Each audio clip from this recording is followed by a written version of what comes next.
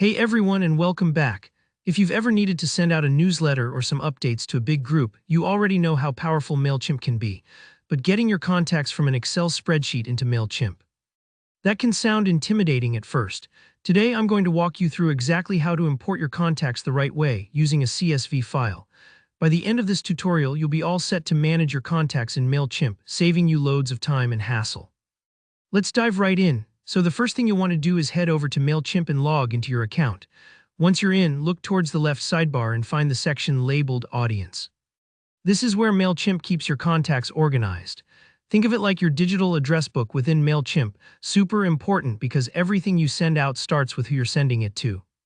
Now, before we rush into importing our contacts, we need to make sure we're using a template that Mailchimp can understand. If your Excel sheet doesn't match what Mailchimp expects, you might end up with messy data or missing information, and trust me, that can lead to some real headaches later on.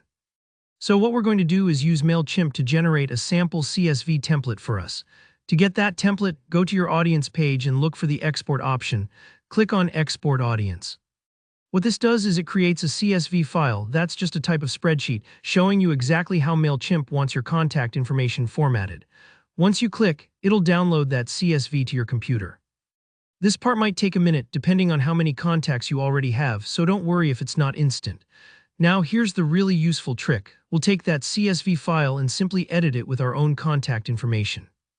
Basically, you're replacing what's in there with your own list from Excel, but keeping the columns and structure intact. You can open the CSV file with Excel or any spreadsheet program, copy your data over, just make sure you don't rename the columns or add or remove any.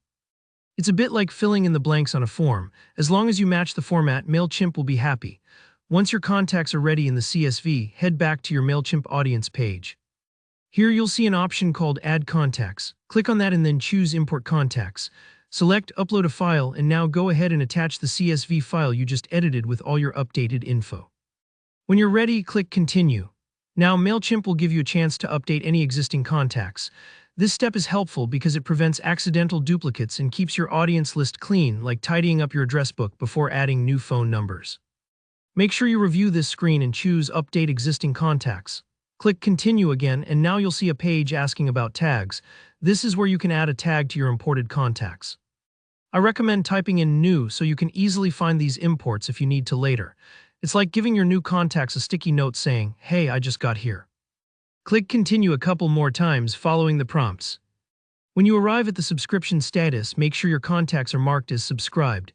This is what allows you to send them emails. Just be sure you have permission from everyone you're adding. Finally, hit Finalize Import. Sit back and let Mailchimp do its thing. This might take a short moment. And just like that, you're done. Your contacts are now safely imported and ready for you to start sending out campaigns. I hope this made your import process a whole lot smoother.